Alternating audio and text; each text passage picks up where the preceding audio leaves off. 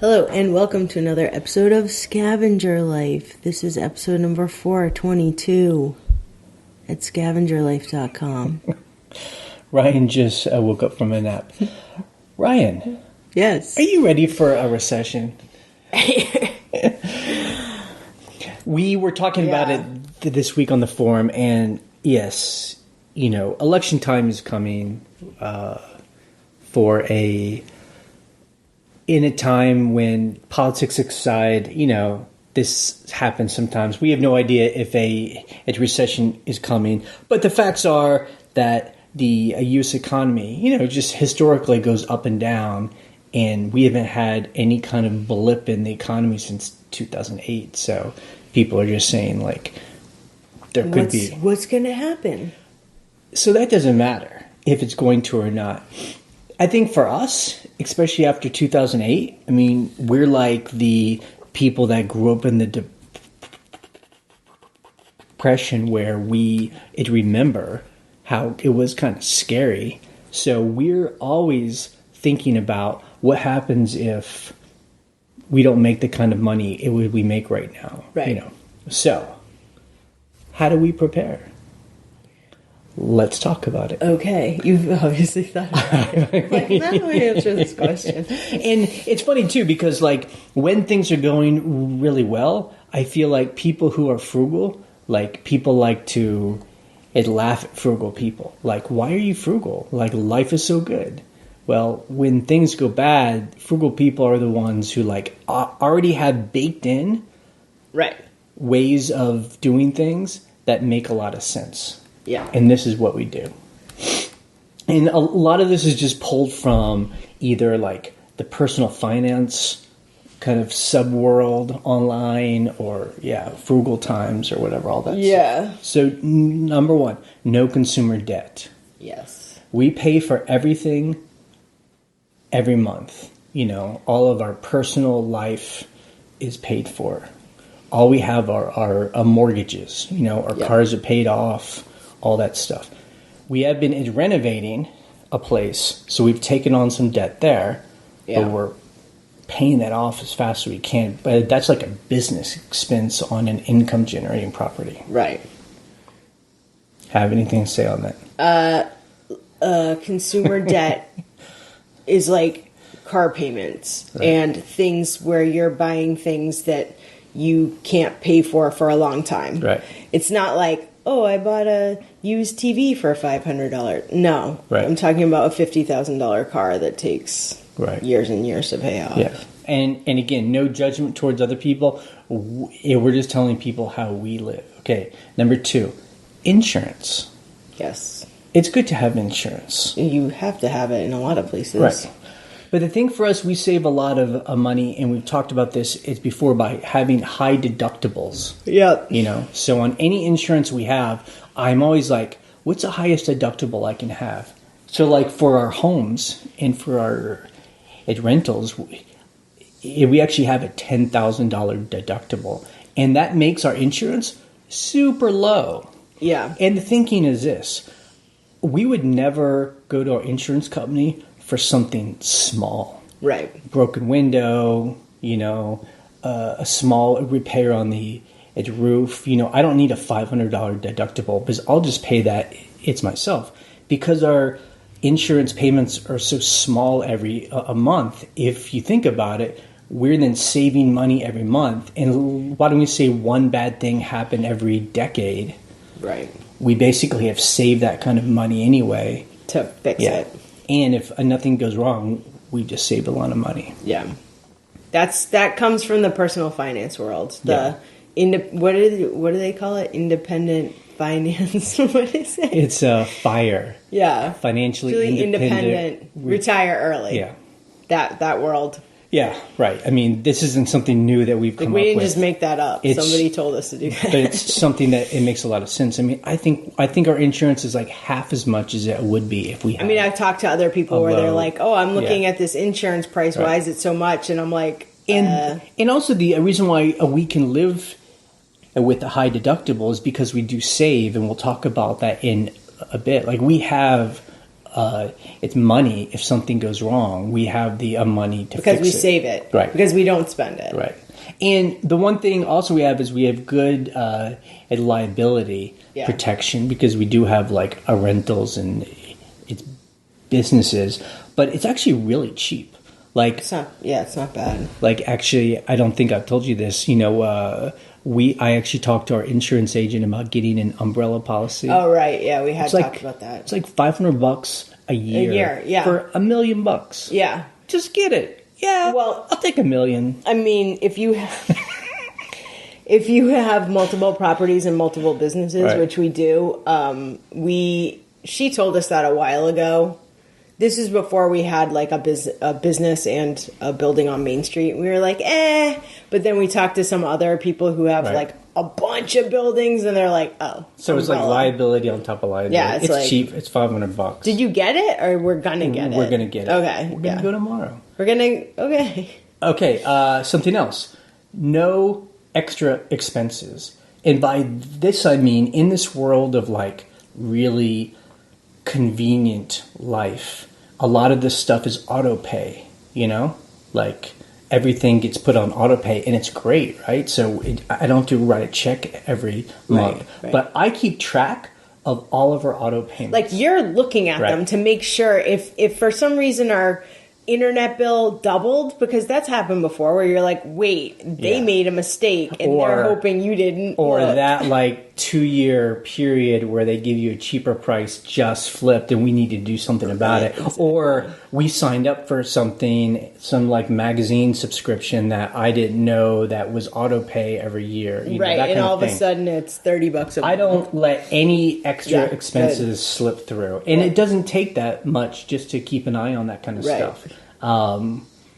We have several credit cards. One credit card's really good where anytime we charge on it, we get an immediate email. Like so fast. Like I'm sitting in the gas station and I get an email. I'm like, did you even press the thing yet? Or I can see it and I'm like, oh, it's Ryan's at Walmart. Right. There's actually another credit card where we get an email like 3 days after the fact. Which is not helpful. Yeah. Well, look, it's for fraud. So what's helpful is the one that emails you right away. Someone buys something in Michigan. You're like, okay, that's not us, But and as frugal people, we set our budget right now as if we're making the least amount of money that we can imagine we can make. Right.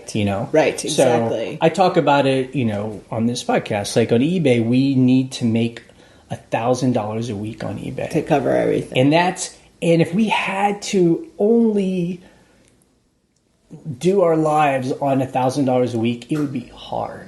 But we could do it. But we could pay our mortgages and our expenses on $1,000 a week. Yep. We'd have to cut a bit more than what we do now. Yeah, of course. It'd be possible. But we basically live, it's within that pretty much. Well, we couldn't renovate. I mean, like, that's like you stop your big projects and you just... Right. So if its recession came, we really wouldn't have to cut that much because we're already pretty much... Right. Well, when 2008 happened, I remember like hearing stories like, I mean, obviously it was devastating for lots of people, but then there were other stories where it was like, these people, they can't, whatever, like they're, 7,000 square foot house. I want to push back on that. I really want to be careful about blaming people. I'm not blaming people. I'm not blaming people. Right. I'm just saying was the banking industry. Our lifestyle did not change. True. We were like... Yeah. Well, the good news is we were already pretty poor at that point, so it didn't really matter. But, we didn't own anything. Yeah, but I do want to say, like the banking industry. I don't blame people. I don't blame a single individual for that. It's next thing. Treats should be treats. Right. Treats should be treats. Which means, we're pretty good at, so it's, for instance, if we were to eat out every single day, it's really not a special thing anymore. It's just like substance. It's just dinner. Sustenance. Like when we go out of town, especially for work, and we're gone for a week or two, we're often like eating out every single meal. And the first couple days, it's so fancy. Awesome. You're like, oh, yeah. This is like, this is a life. by the end of the week or two, I'm like, I don't want to go out to eat again. Like, I just need something. So, you know, we try and treat ourselves, and that means that it's special and that it's not every day. Right. For instance, Ryan does not buy herself things very often. For instance. But you recently just bought an Apple Watch. Okay. And you deserve it, and it's very special. It is very special, and I bought it used on eBay. Well, I wouldn't expect any other way. I bought it used on eBay. A Series 3. It's a Series 3, not a Series 4, because Series 4 costs a ridiculous amount of money. Unless you have one, it's fine, I don't care. But, like, I paid $130 for mine. Right. I love it. But it's a special treat. It's special, yeah. And I use it every day, and... Right. It took me a long time, because I bought you one a while ago, and you really liked 6 yours. months ago, yeah, it was about 6 months, and you're so cute. You were like, you need to get one now. Right, it's your turn. It's like, okay. Yeah. So, you know, as frugal people, it's not about like being a miser and shoving cash under your pillow or whatever, you know. It's just about not spending all the time as just a normal way of life. Like, we met someone at the eBay Open years ago, and this seller was... I know what you're talking about. It's burned in my brain, because he got really good at his store. He was selling flags. Yeah. I don't know if he still is. I have to look him up. And he was just like, I make so much money. I bought my wife a Mercedes. I've got a Harley. What he said was, my wife didn't know what car she wanted, so I bought her a Mercedes and a Benz or whatever, something. You know? And we were just kind of like, okay. You know, it's that kind of... I mean, maybe he was making a lot of money, but, you know, it's one of those things where you're just like, oh. But again, though, Ryan, it's not about judging other people. Like, you know, if people enjoy spending money, that's fine. I think what we're just talking about is, you know, how do we live our lives to make ourselves feel safe, you know? That's really it. Right. And so the reason I bring that up is because, you know, if you've got all your resources and you're like, okay, I have this, you know, saved up savings for if something happens and blah, you know, 3 months, 6 months of income in case something happens, and then you want to buy a car, fine. Right. But most people aren't doing that, so yeah. I'm just saying. I'm not trying to judge other people, though I often do. Jay's much better at not doing that. Okay, if we spend, we usually are spending on our business. Yes. So, for instance, we do spend a lot of money. Yes, we do spend a lot of money. If you look at our account, it's like we spend so much money. Like our expenses for our businesses, we spend a lot. Because what we're doing is we're spending on income generating assets. Into in the business world, that's what they call it. So like for a rental properties. Right. Or we spend on like eBay inventory, or, you know, you spend on, you know, building some storage building, you know, like, but that's good because all that can get expensed on taxes. Exactly. And then if you have an asset afterwards, that's making you money. So. Yeah. So, you know, look, people have looked at our building on Main Street and literally been like, you're spending so much money on this bill. I mean, it's relative, but, you know, people can't believe it. And you're like, yeah, well, that's what we spend our money on. You know, that's where my money is going. So basically, we try to always live like we're in a recession. You know, I think ever since 2008, I mean, our life has become very... Like, it's really changed in the past decade. Yeah. I mean, we were just talking to a friend of ours about, like, we can talk about money now in a way that I would never have imagined being able to talk about. Yeah. Just because we really kind of scrimped and saved, and we're making, I think, good choices, investing, and, you know, and it's something we're actually going to do tomorrow, Ryan. After we talk to our our insurance agent. Yeah. To get that umbrella insurance policy, we're going to go to the bank. Yes. We're going to open up another bank account. A savings account. Yeah, I mean, and Or it's, whatever. I mean, it's really just kind of like a mental game, but just have a separate bank account where we're just going to kind of store some cash away and not spend it. Right. I mean, just like it's going to be the put one it in there. where I'm not writing checks to contractors. Right. I'm not, spending, going to Walmart and using that card. It's going to be a savings account where there's no checkbook and there's no debit card. Yeah. It's literally a savings account. And because really that's important to us, and we try and save. We always try to have about 4 months of expenses. Yeah, it's hard when you're renovating, though. Some people say 6 months. Some people say 3 year. months. I mean, really just have as much as you can. But and we know this. If when things go bad, if you have cash, oh my God, there's such good deals. Either you can buy real estate. Yeah. At great deals. Yep. You can buy stocks. Yep. At great deals. I mean, I'm not into stocks, but Yep. But even for eBay, I mean, I remember shopping back in 2008. Oh my I mean, God. you'd go to auctions and there'd be so much stuff. Oh, you'd go to thrift stores and find amazing clothes. Right. And I think that, I don't know. We'll see. I mean, I don't know if it was just because the online selling world is so much more popular now. Yeah. I don't know if it will die off at all if the economy goes bad. But, right. Having that cash is good. Cash is king. Cash is king. I agree. So that's our. I don't want people to think I judge other people, but I do compare myself to other people. Yeah, I guess. I mean, it's just about like. Well, you know what it is? What? Like, as an adult, I feel like with our generation, we're like, oh shit, we're adults now, right? Yeah. I'm just kind of like, what do other adults do? And you're just kind of looking around for examples. You know? But I guess to me it's more powerful to think of what's like a positive example rather than to, I know the whole scared straight thing. It's not as healthy to just check out like a negative example. Like, I'm like, yeah. So where are my positive examples? I try to find them. I've tried. It's hard sometimes. They're positive examples. We're a positive example for ourselves, I hope. Yeah. Okay, let's talk about eBay this week. I have a gut reaction of thumbs up. Okay, before we talk about that part, I just want to say a couple things about eBay. Number one, I love data. I love data. Sorry, it took me a second.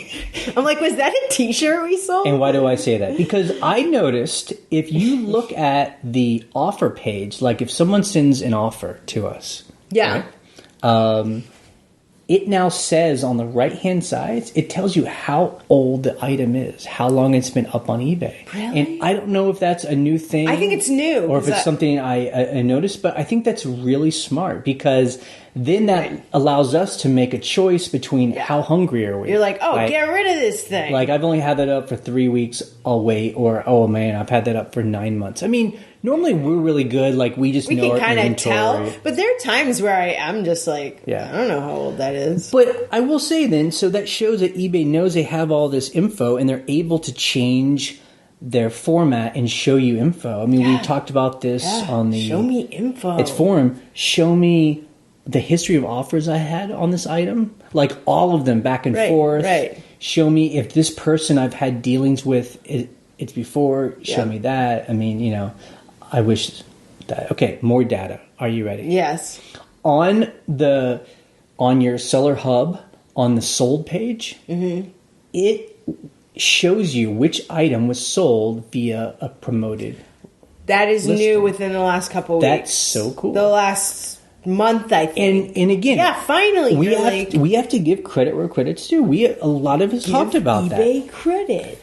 A lot of us said promoted. Is it good? Is it bad? Right. We don't know. And now it actually tells you. Look, I just do 1%. Yeah. That's it. That seems as if it's like the hack. It's like the eBay hack. Yeah, but it's sort of Tell people why. Because, I mean, some people do it, but Tell us why you do it. Why do I do it? Number one, I don't want to pay more than 1%. Some categories are like 18%. Right. So when an item sells, eBay takes an additional 1%. Right. But you can choose as much as you want. Right. And eBay will tell you the trending rate is 7.4%. Yeah, the trending rate, which I ignore.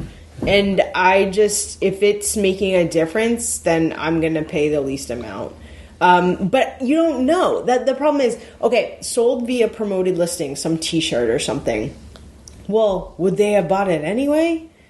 I don't know. Right. But it's just... Right. The idea is that eBay will push your item up in search. Right. If it's promoted. And the idea is, well, what if you just do the smallest amount? Right. Does it still get pushed still do up? it? Yeah. Well, I don't know the answer, but I don't want to pay more than that. Right. Well, it's an experiment. Yeah. Okay, so the gut reaction to the week? Thumbs up emoji. Yeah, okay. And tell me, how come it felt good to you? There were a couple high dollar items that sold. Yeah. One was $300, a piece of luggage. Mm-hmm. So I'm like, that was good. I think there was you'll tell me, but there was a couple over 100. Yeah, I mean, basically though, it did feel like a better week, but our number is about the same as it's been for the past 3 or 4 months. Unfortunately, we made about $1,264.14. Well, which is about the range that we've been doing, between 1,000 and 1,500. I do want to take note that last week we were like, this lady bought a chair and she didn't pay and thought it was free shipping. She paid for the chair and decided to come pick it up. She hasn't picked it up yet, but we were like, huh? So actually our number from a week ago is now higher because, a woman bought a chair, just like a lot of us that do this free pickup. She was like, oh, I can't come get that. So I just wrote her and said, you've got to come pick it up.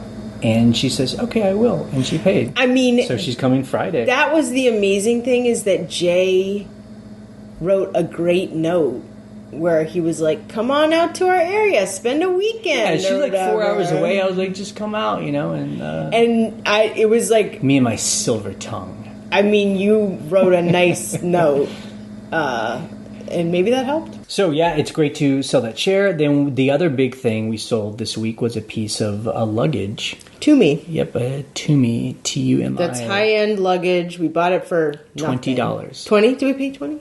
Yep. We paid 20 because we know the name.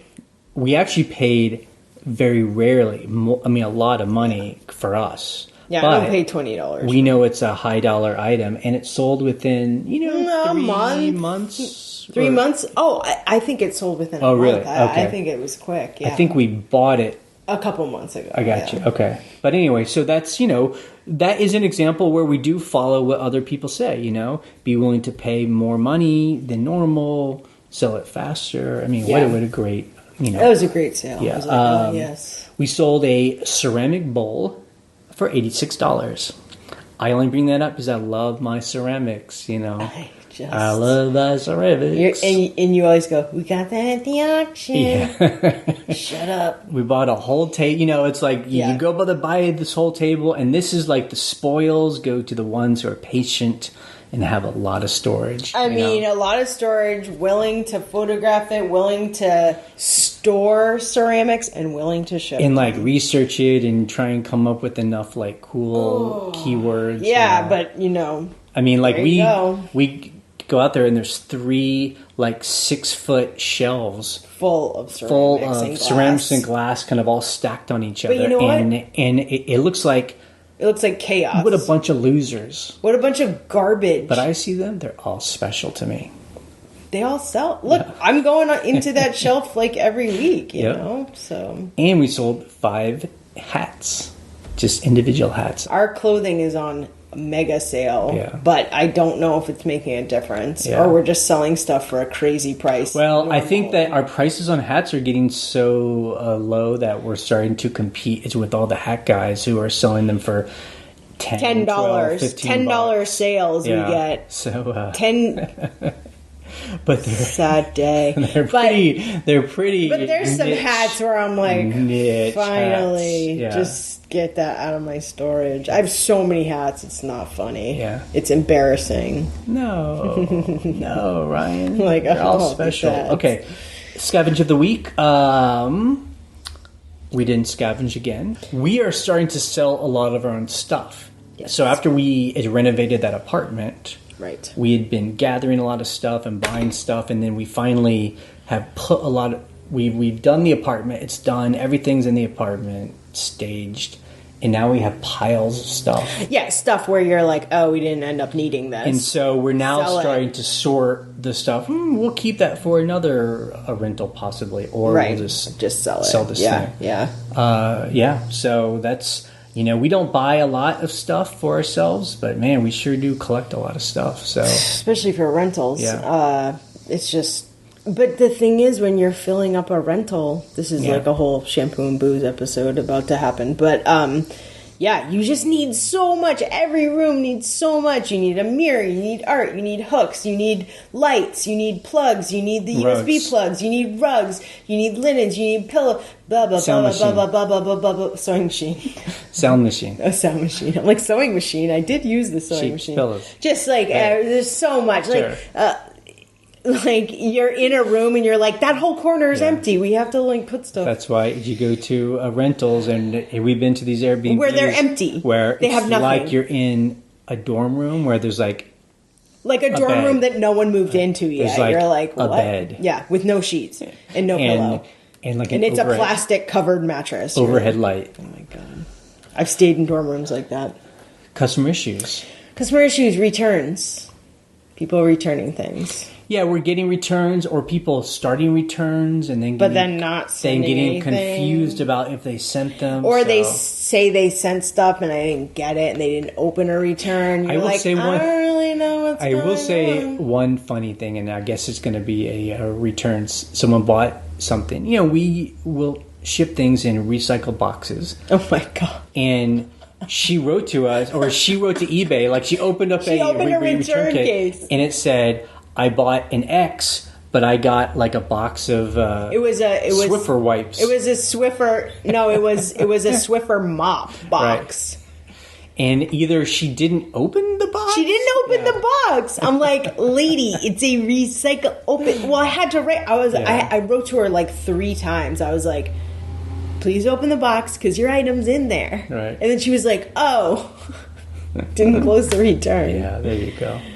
Okay, let's go to the questions or comments that people sent in this week.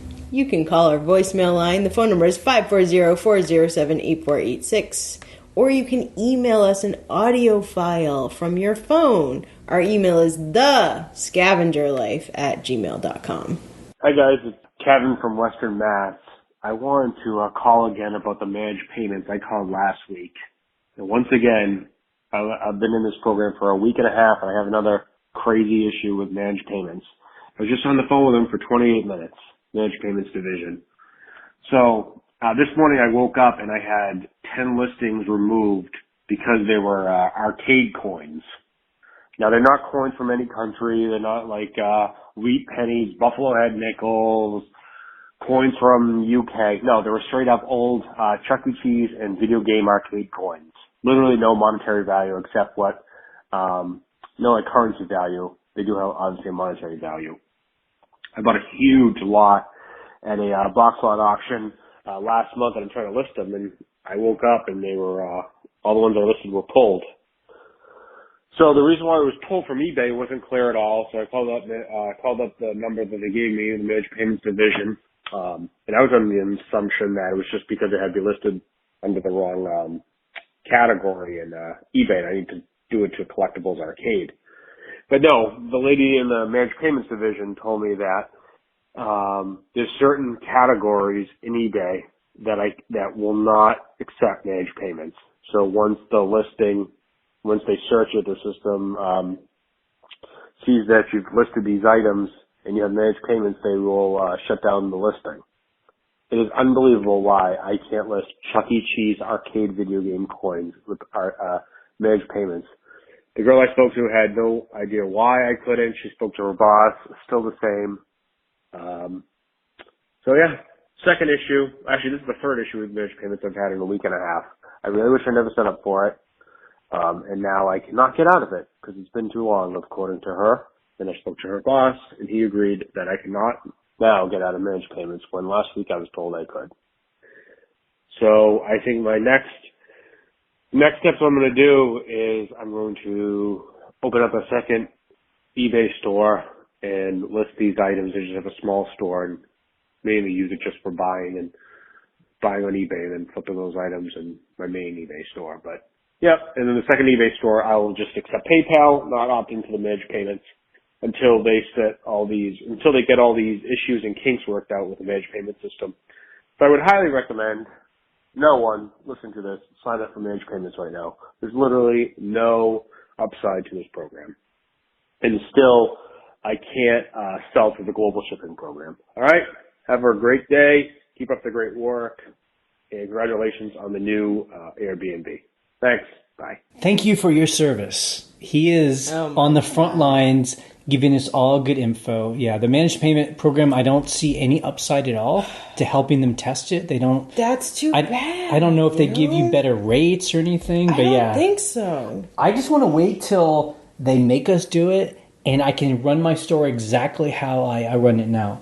You know, I can sell everything I sell. I can do global shipping. You know, everything's the same, just on the buyer's end, they have more choice to pay. I mean, what you said about opening a second store and a second account is exactly what I was going to say. Open a new account. You're going to have limits when you begin. They'll be like, you can't put more than 10 listings or whatever. But then you can kind of wait it out and, you know, call them and whatever. Although I do feel like they're going to make us all do it. I forgot what their time frame I don't know what the time frame is. Is it 2020? I don't know. I feel like but for now, I mean, for him, he's like, I have this huge lot of arcade I see what you're saying. stuff Only for stuff sitting here. But also, like, I also do recommend if you're going to buy stuff on eBay to flip on your main store, have a different buying account because I often buy stuff. Well, I buy stuff anyway for us and for our rentals all the time on eBay. But I don't want people to think I'm flipping that stuff because I want a better deal. Right. Because I'm actually not flipping that stuff. Right. But some stuff I do buy to flip when I find a good store that I'm like, whoa, they don't know what they have, you know? Right. And you don't want to buy on your main account because I wouldn't give you a deal if I saw you were a dealer either, you know? So let's talk about the most important part of his call. The most Western Mass. Well, did he say in his last call where in Western Mass he was from? I don't know. I mean, you think he'd be from Great Barrington? Oh my God. I know Great Barrington. Or Hancock? I've never heard of Hancock. Charlemont? Chicopee? I mean, Chicopee, yeah, I've heard of Chicopee. Northampton. That's where my sister is. I only say that because I grew up in Texas, and I never thought I would have a partner who is from Massachusetts. Well, I never thought I'd have a partner that was basically like someone saying I was going to have a partner from, like, Lord of the Rings. You know? It's like a total, you're just like, I don't know where that is. I don't know anything about it. Like, they're on, I don't know what they do up there. Like, what do they do up there? Like, is Western Mass everything west of Worcester? People from Massachusetts are laughing at Jay right now. Worcester. That's the way it's pronounced. Anything west of Worcester... is Western Mass. Is Western Mass. And also, if you grew up in Boston, Boston metropolitan area, you're like, that's like a different state. Like Gardner? Gardner, yeah. Ethel? That's not how you say it. Jay will how do you say it? Jay will say, I think it's Athol. Jay will say things like Natick. Natick? Yeah. It's Natick. That's how it says. Natick. Holyoke, yeah. So that when I think of Western Mass, I think of like Northampton area, and then there's even further western. It's just funny too, like when you and your family talk about like your sister is dating someone in Northampton. She lives in Boston, and it's what 2 hours? I think it's 2 hours. I mean, me growing, and it's Which like is really far It's in like she's driving to Massachusetts. like another country. Yeah. And I'm like my mom, listen, my mom this weekend went to visit my sister and her boyfriend and like her boyfriend's mom and stuff. She stayed in a hotel. It's not like she was driving home. She was like, I'm like staying over. And coming from Texas is like 2 hours. You're like 2 hours is like nothing. That's like whatever. Well, California like is driving across Houston. California is like that too. People in California are like, oh, I drove 8 hours to go to LA. Like, obviously. And I will say my new, and I love accents, my new favorite person from Massachusetts that has the best accent is Kenneth Feinberg. And I don't know if anyone knows who that is. Google that. Hear his voice. It is He's got like a great accent. It's like the best. Okay, I'll have to look up his accent. Kenneth Feinberg. That's funny. Feinberg. Okay, that is it for the podcast this week. You can check out the blog at scavengerlife.com for the links we discussed and to join the conversation on the forum.